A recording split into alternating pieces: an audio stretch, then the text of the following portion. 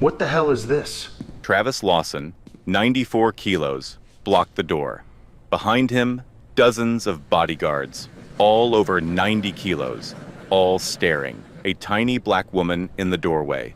1.57 meters, braids, worn-out sneakers, alone. This tryout is for sharks, not cockroaches. Get out! Simone didn't move. Brody Kemp stood, towered over her. Run before I crush you. The room erupted. Simone waited, picked up a pen, signed, eyes calm as still water. I'll wait my turn. Good. I'm restless anyway. I need something to stomp on. What happened next? No one saw coming. One move, faster than a blink, 4 seconds. The biggest man there, 104 kilos, hit the ground. But that was just the beginning. What came after those 4 seconds turned one tiny woman's life into a war no one expected. To understand what happened in that gym, you need to know who Simone Anderson really was. Richmond, Virginia. East Side, the kind of neighborhood where porch lights stay off after dark and nobody calls the police. Simone was 34, 125 pounds, and she was tired. The kind of tired that sleep can't fix. 3 jobs. That was her life. Mornings, school cafeteria, scooping mashed potatoes, wiping trays, smiling at other people's kids, while her own daughter sat 2 hallways away. Afternoons, food delivery app, bad tips, rude customers. One of them once threw a bag back at her and said, "I didn't order from someone like you." She picked it up and drove to the next stop. Nights, the hospital, mopping floors, scrubbing toilets, cleaning rooms where patients died hours before. 8 hours on her feet, every night, in a building that smelled like bleach and grief. 3 jobs, still 3 months behind on rent. The landlord had taped the eviction notice on her door. 30 days. After that, she and Zoe would be on the street. Zoe, 10 years old. The only light in Simone's life.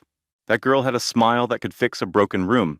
She didn't know they were about to lose the apartment. Simone made sure of that. Every night, Zoe set the table with paper napkins folded into little flowers. She called it our fancy restaurant. 2 bowls of instant ramen, 1 candle. And Zoe would say, "Mommy, this is the best dinner ever." She drew pictures constantly, always the same. Her mom wearing a red cape, flying over buildings. Superheroes. That's what Simone was to her. Simone couldn't afford to let that girl down. But money wasn't the only weight on her shoulders. 4 years. That's how long her ex-husband Dwight had beaten her. The limp in her left leg. That wasn't from sports. Dwight shoved her down a staircase one night. Her ankle never healed right. When Zoe was 4, Simone packed a plastic bag of clothes, picked up her daughter in the dark, and walked out at 3 in the morning. No car, no phone, no plan. Her mother? Cut off contact the day Simone married Dwight. Never came back.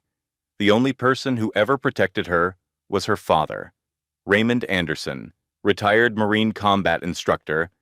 He took Simone into his garage the week she came home with Zoe. No speeches. He handed her a pair of old boxing gloves and said, "We start tomorrow." 15 years of Krav Maga. 15 years of Brazilian Jiu-Jitsu. Every morning, before the world woke up, father and daughter trained in that garage. He never entered her in competitions. Never told anyone. He trained her for one reason. So no one could ever put their hands on her again. Raymond died 2 years ago. Lung cancer. Before he went, he held her hand and said 5 words she tattooed on her ribs. "You're stronger than you think." Now those old gloves hung in her garage. Every night after Zoe fell asleep, before the hospital shift, Simone hit that heavy bag for 20 minutes. Same gloves, same silence. That was who walked into Granite Shield's tryout. A woman with nothing left to lose, and a skill set nobody in that room could imagine. Granite Shield Protection Agency, elite private security, politicians, celebrities, corporate executives. Run by Craig Belton, all-male roster, all-white roster. The open tryout existed for one reason only. A city diversity clause forced their hand. Travis Lawson ran operations, ex-college linebacker, never saw real combat. But he controlled who got in and who didn't. And he had already decided. Long before Simone walked through that door, the salary was $5,800 a month, 3 times her current income, enough to keep the apartment, enough to stop choosing between rent and food, enough for Zoe to keep folding napkin flowers at a table that was still theirs. So when Simone saw that flyer, she looked at the eviction notice, then at Zoe's drawing on the fridge. Mommy, in a red cape. She picked up her phone and dialed. But what waited inside that gym was worse than anything Dwight ever did. This time, it wasn't one man. It was an entire room. Simone didn't own a car anymore. Repossessed 2 weeks ago, missed 3 payments, so she took the bus, then walked the last 1.5 miles in the rain. By the time she reached Granite Shield's gym, her sneakers were soaked through and her braids dripped water onto the sign-in desk. Every man in the room turned to look. Some shook their heads. A few laughed without even trying to hide it. Travis was already waiting. He held up 2 wristbands, blue for recruits, pink for visitors. He dangled the pink one in front of her face like bait. Visitor badge. You can watch from the bench. I'm here for the tryout, Simone said. Travis leaned in close enough that only she could hear. You really want to embarrass yourself in front of all these men? Go home, cook dinner for your kid. Simone took the pink band, put it on without a word, stepped onto the mat. Travis smiled. He turned to Brody Kemp and said, loud for the whole room, Brody, come show our guest how orientation works. Brody walked over slow, each step deliberate. He looked down at Simone the way you'd look at something stuck to your shoe. This'll be quick, he said. It was. Brody shoved her with one arm, open palm. Simone hit the mat hard, right on her left side, the bad ankle. Pain shot up her leg like electricity. Her vision blurred for half a second. Nobody moved, nobody helped. One recruit looked away. The rest watched like it was entertainment. Simone pressed her hands flat on the mat, pushed herself up, stood, reset her stance. Her jaw was tight, her eyes were wet, but she didn't make a sound. Travis had his phone out, recording. Later that night, he texted Craig Belton. Diversity checkbox showed up. Wet, limping, 125 pounds. Won't last the morning. Belton replied with one word. Good. Simone wiped the rain off her forehead, looked at the referee standing in the corner, the only person in the room who hadn't laughed, and asked one question. Is full contact allowed in round 2? The referee stared at her, then slowly nodded. Something shifted behind Simone's eyes. Something quiet. Something dangerous. The next 3 days were designed to break her. Every drill, every rotation, every pairing. None of it was random. Travis made sure of that. Day 1. Gear assignment. Every recruit received a standard 30-pound training vest. Simone got the 50-pound one, the one with the torn strap that dug into the shoulder. Travis tossed it at her feet. That's all we got left. Make it work. It was a lie. 3 standard vests sat untouched on the rack behind him. 2 recruits saw it. Neither said a word. He paired her with the biggest recruits, every round, no exceptions. When other men got 3-minute rest breaks, Simone got 90 seconds. When others ran drills in pairs, she ran alone, with Travis watching from a folding chair, stopwatch in hand, waiting for her to quit. Between rotations, she heard them. Not whispers. They didn't bother whispering. How long before she drops? $5 says she's gone by lunch. She doesn't belong here. Look at her. She doesn't belong anywhere near here. Simone said nothing. She finished every drill. Every one. She didn't quit. Day 2. The dummy carry. Every recruit had to lift and carry a weighted dummy across the gym floor. Most got the 150-pound version. Simone got the 200-pound one. Heavier than her own body. She lifted it. Made it 4 steps. Fell. Got up. 6 steps. Fell again. Travis pulled out his phone. Started filming. A few recruits gathered behind him, watching the screen, grinning. 3rd attempt. She got halfway across the floor. Her knee hit the ground hard. Skin scraped through the fabric of her pants. She paused, reached into her bag, pulled out a strip of athletic tape, wrapped her knee right there on the floor. Then she stood up, grabbed the dummy, and finished the carry. Not one person clapped. Travis lowered his phone and shook his head, almost disappointed she'd made it. That night, Travis posted the clip on TikTok. He added circus music. The caption read, "Granite Shield's new weapon. She can barely carry her own purse." 500,000 views in 2 days. The comments were worse than the video. Why is she even there? Somebody call animal control. This is what diversity hiring looks like. A joke. Go back to where you came from. People like her always want handouts. Now, they want our jobs too. Simone saw every one of them. She sat at the bus stop at 11 at night, reading comments on a cracked phone screen under a flickering streetlight, waiting for the ride to her hospital shift. The night was cold. Her knee throbbed. She locked the screen, put the phone in her pocket, and stared at the road. The bus was 14 minutes late. Day 3. The worst one. Simone left her duffel bag on the bench during a drill. When she came back, it was gone. She found it in the dumpster behind the gym, in the rain. She pulled it out with both hands, unzipped it slowly. Inside, soaked through, was Zoe's latest drawing. Mommy in a red cape. The colors had bled together, the paper soft and falling apart. Underneath it, wrapped in a towel, were her father's old boxing gloves. The leather was dark with rain. The stitching along the thumb was coming loose.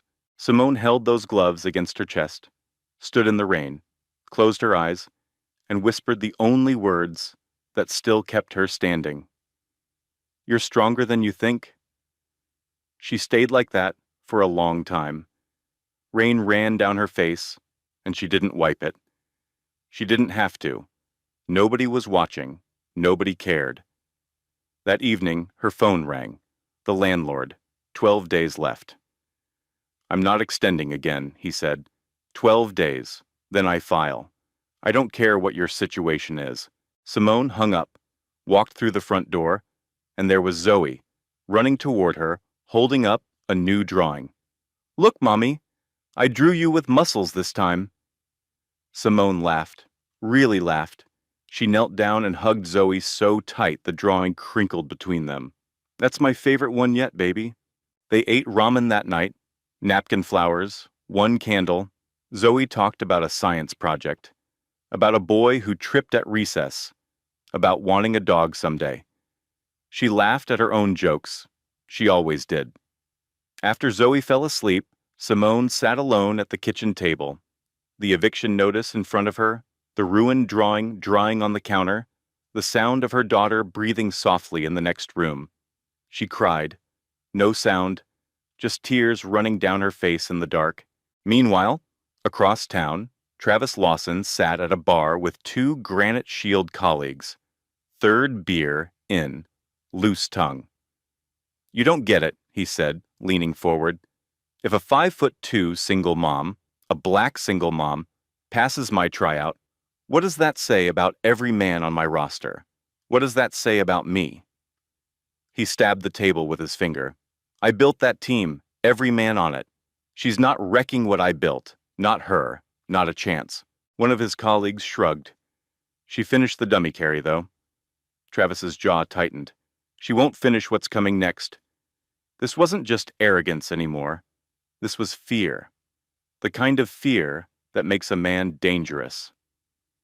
The next morning, Travis made an announcement. The final evaluation, originally a scored skills test, was now changed. New format, last man standing, open sparring, full contact, no points, no judges, just the mat and whoever was left on their feet. Every recruit knew what that meant. It was designed for one person, to finish her. Simone heard the announcement and said nothing. She finished the day's drills, packed her taped-up bag, took the bus home, put Zoe to bed, folded a napkin flower, and left it on Zoe's pillow. Then she walked into the garage, sat on the concrete floor, legs bruised, hands shaking, her father's gloves in her lap. She sat there for a long time. Then she pulled out her phone and dialed a number she hadn't called in over a year. It rang twice. "Earl, it's Simone."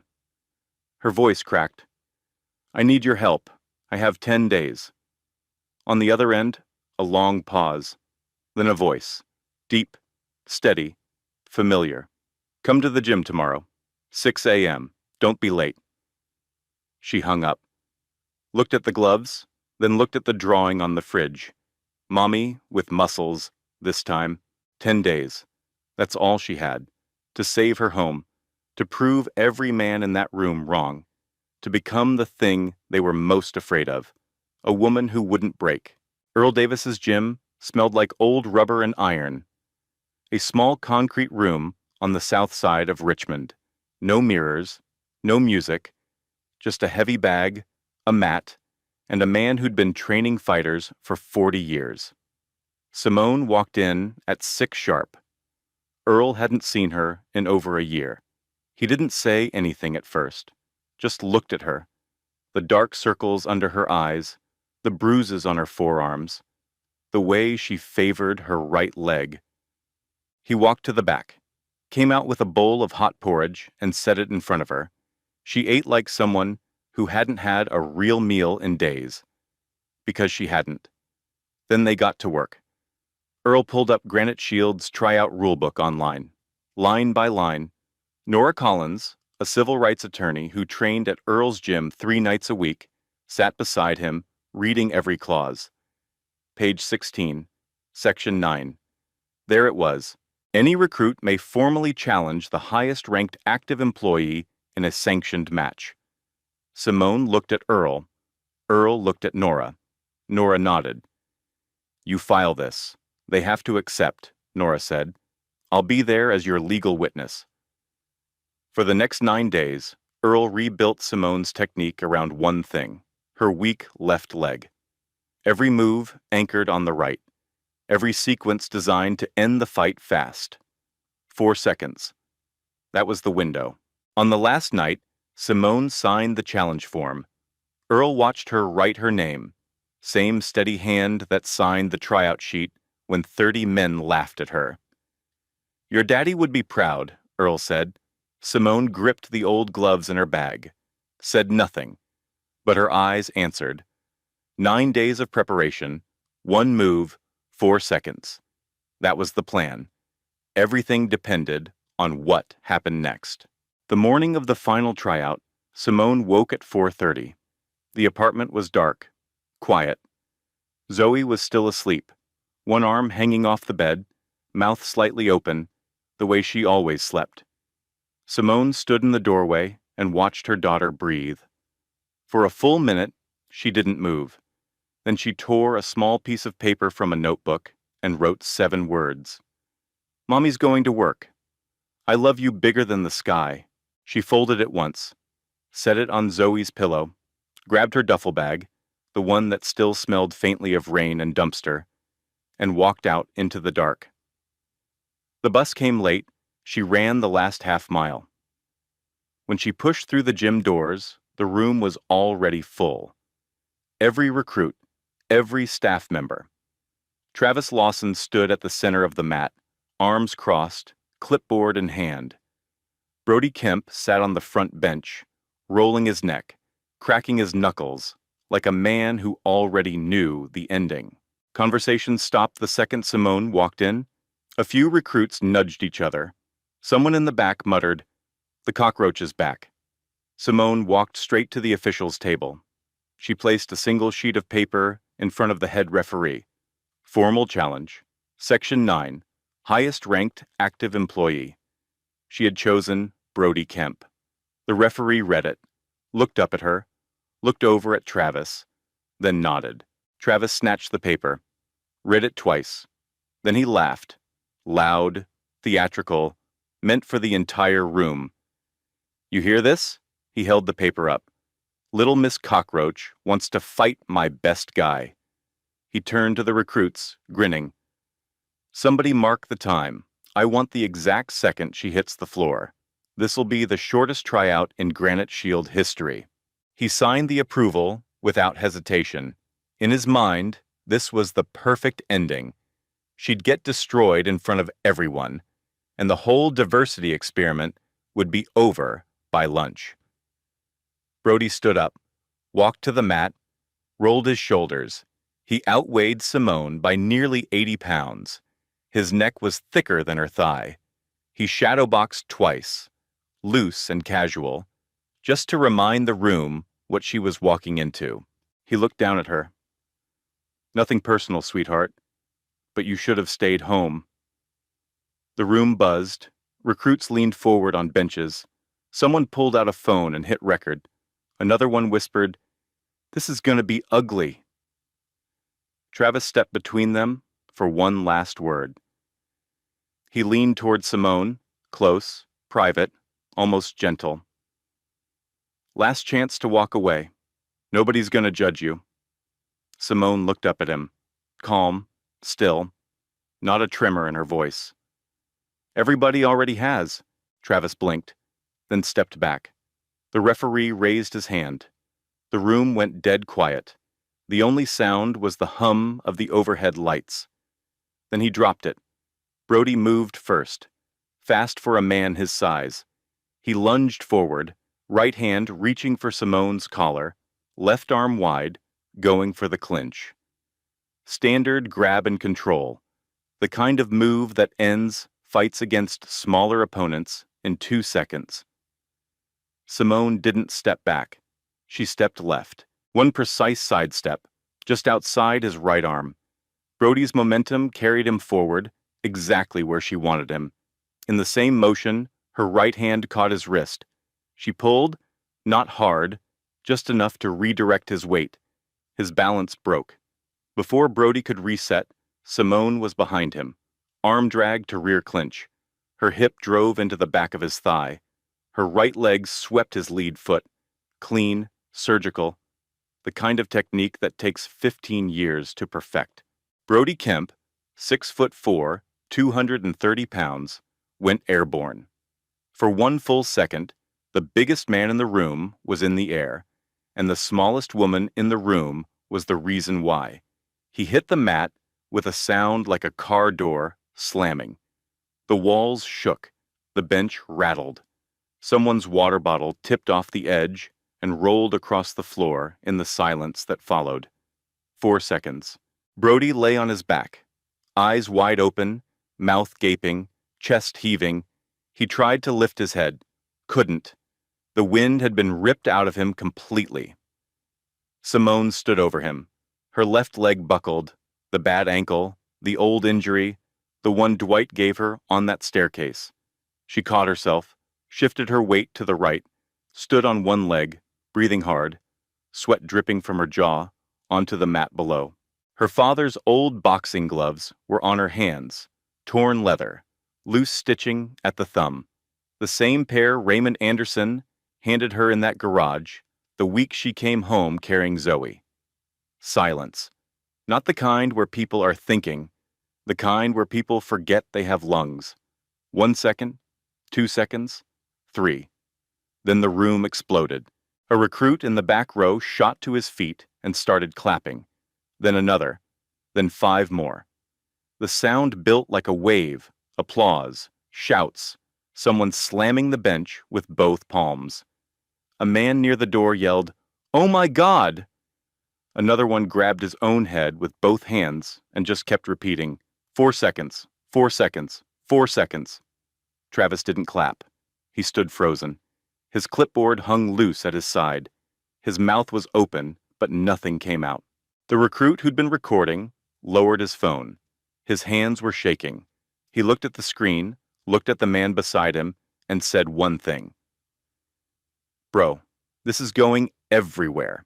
He was right. Within 1 hour, the clip hit Twitter. Title: Tiny Mom Floors 230-pound guard in 4 seconds. By midnight, 2 million views. By the next morning, 6 million. By 48 hours, 12 million views and climbing. The comment section turned into a battlefield of disbelief and admiration. Play it again. Watch her hips. That technique is flawless. She trained somewhere. That's not luck. That's 15 years of mastery. I've watched this 40 times, and I still get chills at the sound of him hitting the mat. Hashtag Justice for Simone trended nationwide. News outlets picked it up. Local stations ran it on the evening broadcast. Sports podcasts dissected the hip throw frame by frame. A retired UFC commentator called it the most technically perfect 4 seconds I've ever seen on camera. And through all of it, Simone said nothing. No interviews, no posts, no statements. She took the bus home, heated up ramen for Zoe, folded a napkin flower, and went to her hospital shift. Like any other night. But back at Granite Shield, the mood was different. Travis Lawson stood in Craig Belton's office, door closed, blinds shut, his face drained of color. The phone on Belton's desk buzzed every few seconds. Reporters, board members, city officials demanding answers. Travis spoke first. Low, urgent. "We need to bury this. Now, before it gets worse." Belton stared at the screen. 12 million views. He looked up at Travis with a gaze that could cut steel. It's already worse. What happened next would make the fight look simple, because the real battle, the one that nearly destroyed Simone Anderson, hadn't even started yet. The video had 12 million views. Simone Anderson had 0 lawyers, $0 in savings, and 5 days before she lost her home. That's when Granite Shield made its move. 2 days after the fight, a registered letter arrived at Simone's apartment. She opened it at the kitchen table while Zoe was at school.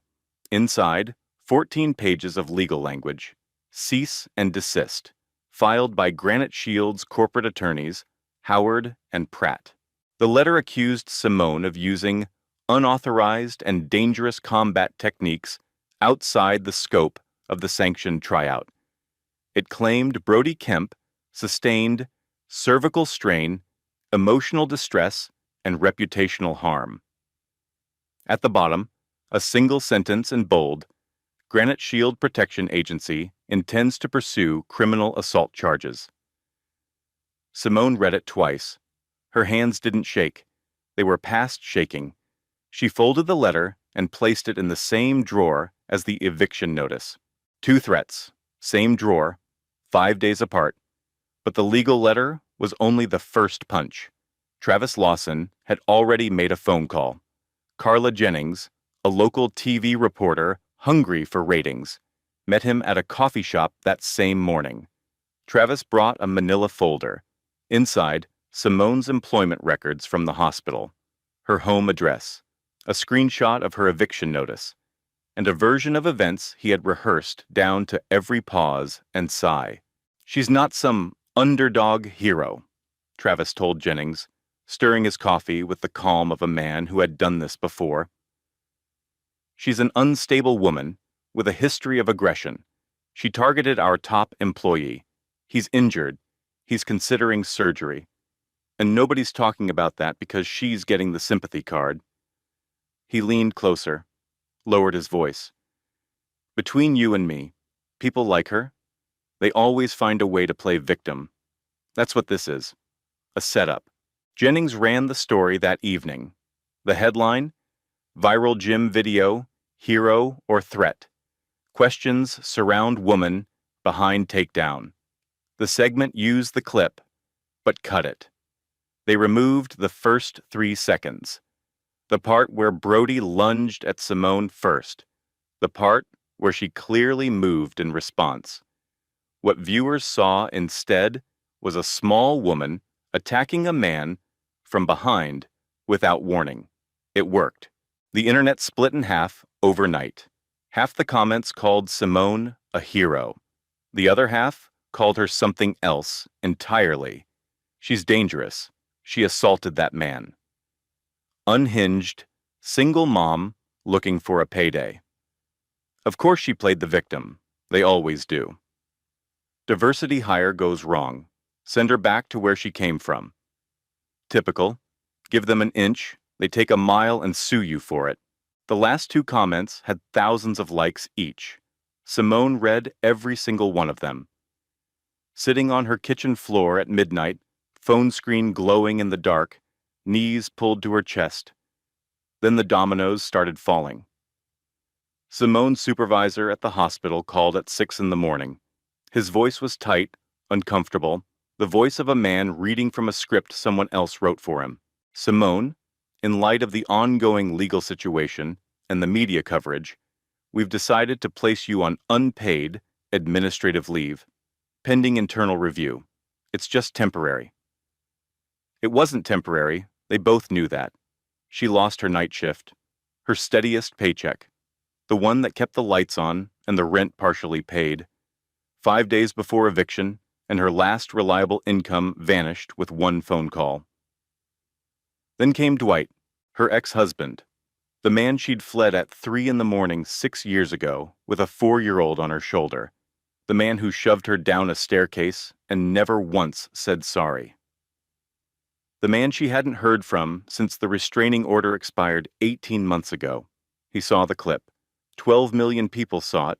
Of course he did too. His lawyer filed an emergency petition in family court. Custody of Zoe Anderson. Grounds. The mother exhibits violent and unstable behavior, as documented in widely circulated video footage. The child's physical and emotional safety is at immediate risk in her care. Simone read the filing standing up in her kitchen. She didn't sit down. If she sat down, she was afraid she might not get back up. Dwight, the man who broke her ankle, the man who made her flinch at loud noises for 3 years, the man who never once held Zoe at a doctor's appointment, never once packed a school lunch, never once folded a napkin flower. That man was now using a video of Simone defending herself to call her the dangerous one, Travis from the outside, Dwight from the past, the hospital from above, the landlord from below, every direction, closing in. And through all of it, Zoe knew nothing. Simone made sure of that. She turned off the TV before the news segment aired. She deleted social media apps from her phone so Zoe couldn't stumble onto comments. She smiled at dinner. She folded napkin flowers. She listened to Zoe talk about her art project, a collage of magazine cutouts, and laughed at every joke her daughter told. One evening, while twirling ramen around her fork, Zoe looked up and asked, "Mommy, when do you start your new job?" Simone's chest tightened. She kept her smile steady. "Soon, baby. Real soon." That question, innocent, full of trust, asked with noodles hanging from a 10-year-old's mouth, cut deeper than every insult Travis had thrown, every legal threat Dwight had filed, every comment with 4,000 likes, because it reminded Simone exactly what she was fighting for, and exactly what she could lose. That night, after Zoe fell asleep with a napkin flower tucked in her hand, Simone called Nora Collins. "I can't pay you," Simone said. Flat, honest, no pride left to protect. "I know," Nora said. "I'm not asking you to." Nora took the case pro bono. She filed a counterclaim the next morning. Discrimination, hostile recruitment conditions, and intentional infliction of emotional distress against Granite Shield Protection Agency. She subpoenaed their internal security footage from all 3 days of the tryout. Every camera, every angle, every minute. Their own footage will prove everything, Nora told Simone over the phone. The rigged drills, the weighted dummy, the dumpster, Travis filming you on his phone. It's all there. Once a judge sees it, their entire case collapses.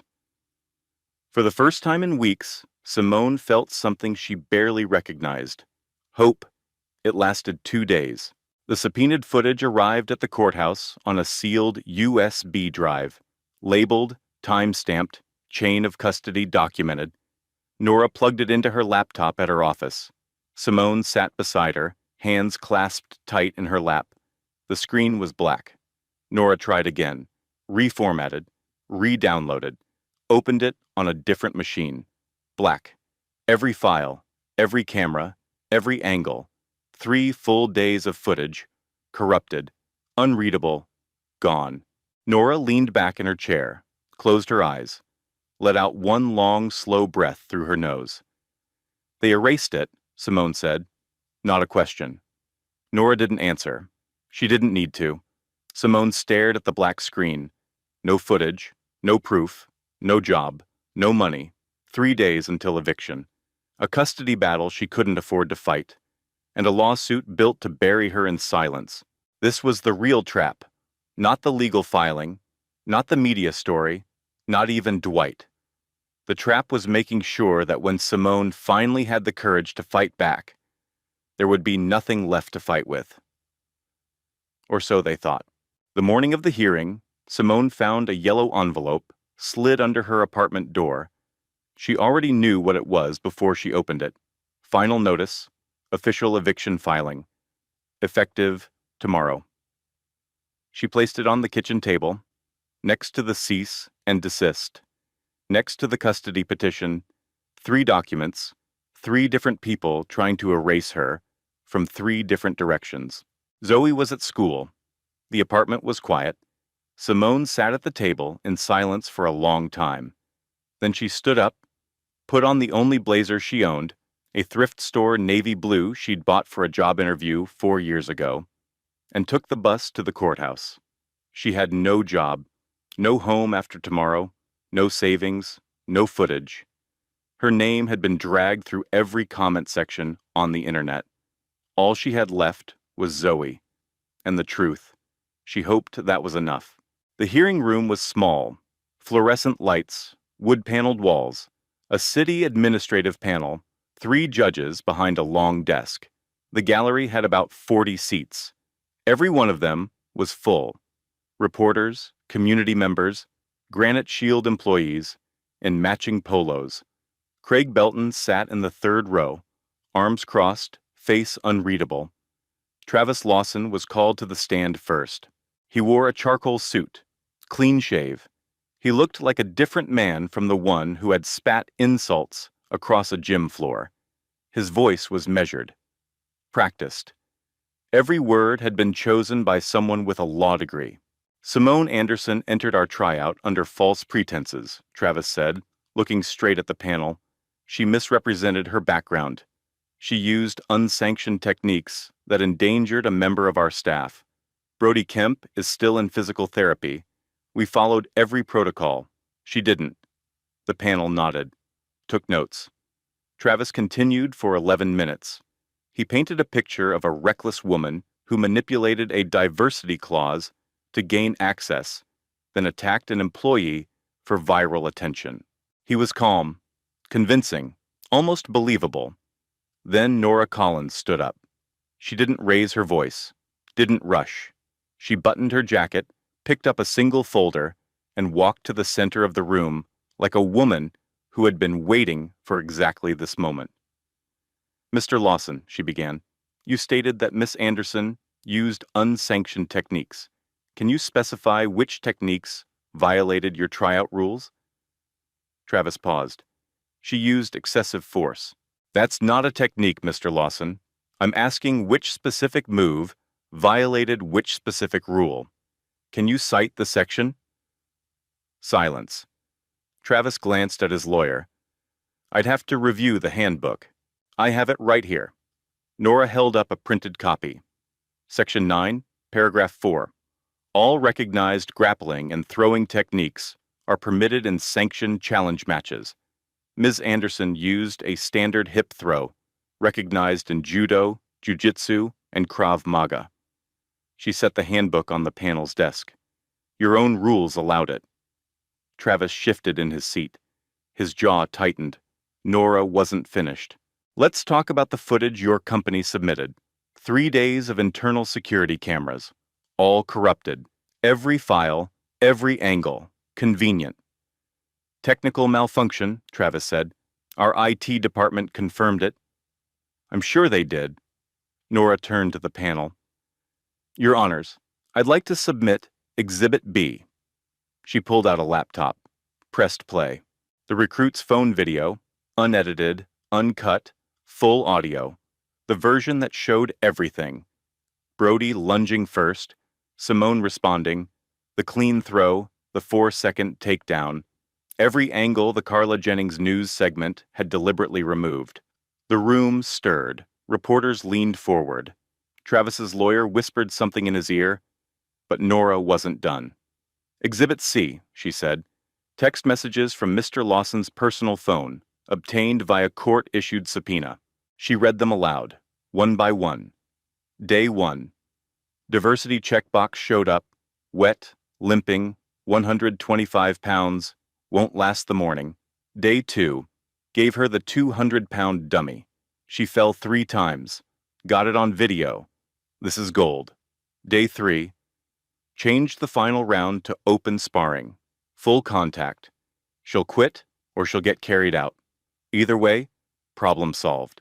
Each message landed like a hammer. The gallery murmured. A reporter's camera shutter clicked rapidly. Craig Belton uncrossed his arms. His jaw went tight. Travis's face was white. He opened his mouth to respond, but Nora raised her hand. I'm not finished, Mr. Lawson. She turned to the panel. I'd like to call my next witness, Earl Davis. Earl walked to the stand. 71 years old, former Marine, ran a boxing gym on the south side of Richmond for 38 years. His voice was low and steady as concrete. 18 years ago, Earl said, I was a witness in a discrimination case against Granite Shield. A black security trainee was forced out through rigged drills. When the trainee filed a complaint, the company's internal camera footage was submitted to the court. He paused. Every file was corrupted. Exact same method. Exact same excuse. Technical malfunction.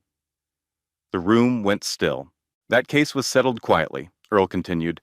Sealed records. No media. The trainee took a payout and disappeared. But I remember, because I was the one who trained him. Nora addressed the panel. This establishes a documented pattern. Granite Shield has used footage destruction as a strategy to suppress discrimination claims. Not once, but twice, 18 years apart. Travis's lawyer stood up to object. The head judge silenced him with one raised finger. Then Nora delivered the final blow. Exhibit D court records from 2020. Dwight Anderson, Ms. Anderson's ex-husband, was the subject of a domestic violence report filed by Simone Anderson. Hospital records, police reports, and a restraining order are all documented. She turned toward the gallery, where Dwight's attorney sat 3 rows back. Mr. Anderson is now seeking emergency custody of the child, claiming the mother is violent. The court record shows the opposite. He was the violent one. She was the survivor. The judge reviewed the filing for 30 seconds, then looked up.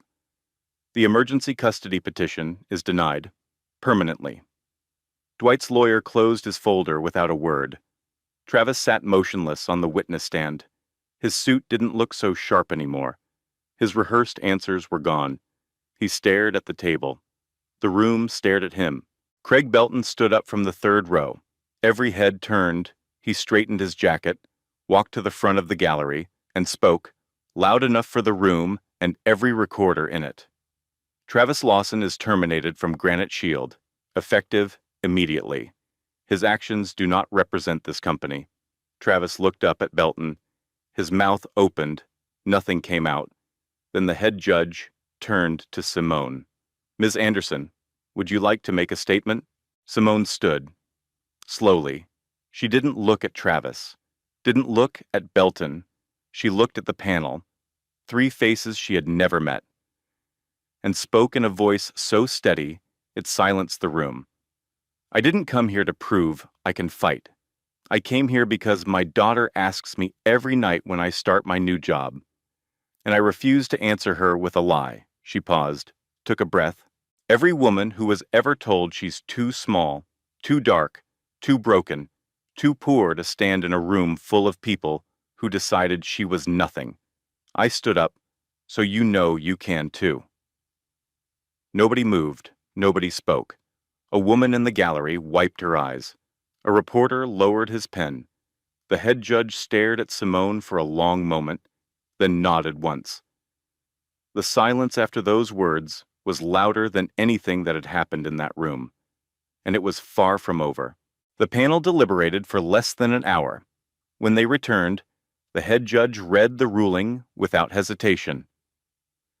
Simone Anderson's actions during the Granite Shield tryout constituted lawful self-defense within the sanctioned rules of engagement.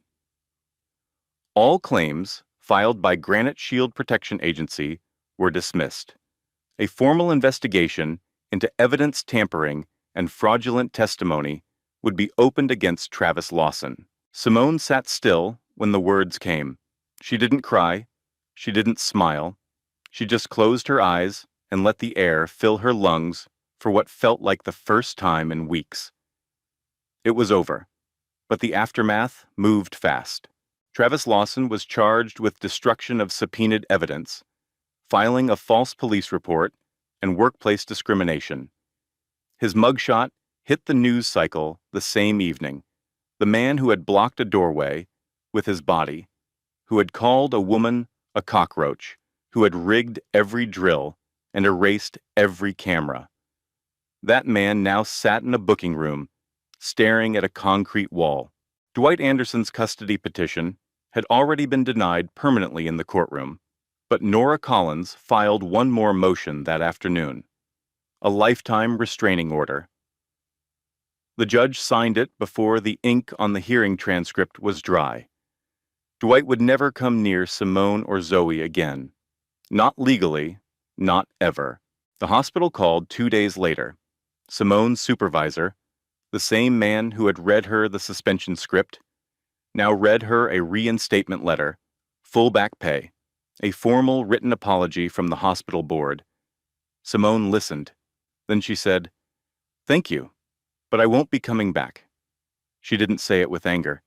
She said it the way someone closes a chapter they've already finished reading. Craig Belton requested a private meeting. Simone brought Nora. They sat in Belton's office, the same room where Travis had whispered, "We need to bury this," 3 weeks earlier. Belton didn't waste time. He placed a contract on the table, senior trainer, Granite Shield Protection Agency, full authority to redesign the recruitment program. Training protocols, evaluation criteria, anti-discrimination policy. Starting salary, $6,800 a month. More than she'd ever earned in her life, at all 3 jobs combined. But that wasn't all.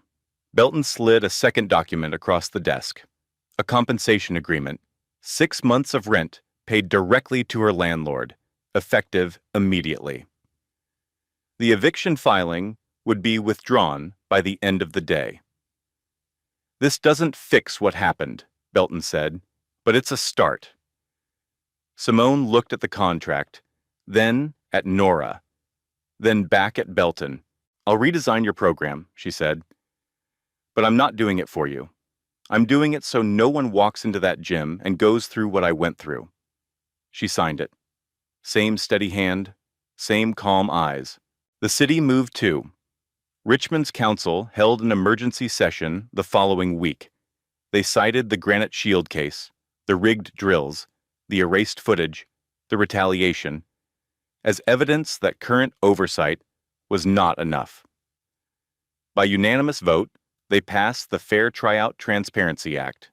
Every contracted security firm in the city would now be required to film all recruitment evaluations, submit unedited footage to an independent review board, and implement anti-hazing protocols with criminal penalties for violations. Simone's name was in the first paragraph of the legislation, but none of that mattered as much as what happened when she got home that evening. She turned the key, opened the door, and Zoe, 10 years old, bare feet, hair half-braided, came sprinting down the hallway like a little hurricane. "Mommy, did you get the job?" Simone dropped her bag, knelt down on both knees, pulled Zoe in close, and said the words she'd been waiting to say for longer than she could remember. "Yeah, baby, Mommy got the job." Zoe squeezed her so tight Simone could feel her heartbeat. Then Zoe pulled back, reached behind her, and held up a drawing. Mommy, standing tall, wearing a granite shield jacket. But underneath, poking out at the collar, visible to anyone who looked closely enough, was a red cape. Simone laughed. Then she cried, right there, on her knees, holding a drawing and her daughter and everything she almost lost. That weekend, Earl Davis opened his gym for a celebration. Neighbors came, Nora came, a few recruits from the Tryout came, the ones who had watched in silence but never forgotten what they saw. Someone brought a cake. Someone else hung a banner that read, "Simone Anderson, still standing." Zoe sat in the corner with a box of markers, drawing every person in the room. She called it her Wall of Heroes. 6 months later, Simone Anderson stood in front of a room full of women. Not a gym full of men who wanted her gone. A room full of women who had come because they heard her story and recognized something in it. The program was called Stand Your Ground, Stand Together, free self-defense training, every Saturday. Open to any woman, but built especially for single mothers and survivors of domestic violence. No fees, no judgment, no one turned away. It started in Earl's gym, 12 women the first week, most of them nervous, some of them flinching when Simone demonstrated a block. One woman stood in the back with her arms wrapped around herself for the entire first class. She didn't throw a single punch. She came back the next week, and the week after that. By the 4th Saturday, she was hitting the bag so hard the chain rattled. She cried after the session, not from pain, from realizing she still had power inside her that no one had managed to take. That was just Richmond. Within 3 months, the program expanded. Baltimore, Atlanta, Charlotte, Detroit, Philadelphia, Houston, Chicago, 8 cities. Volunteer instructors, many of them women who had survived what Simone survived, ran classes in church basements, community centers, school gymnasiums. #StandUp, like Simone, became more than a hashtag. It became a movement. Women posted videos of themselves training. First awkward, then steady, then strong.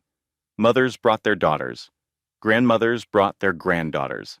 A 63-year-old woman in Detroit posted a clip of herself landing a hip throw on a padded dummy. The caption read, 63 years old, first throw.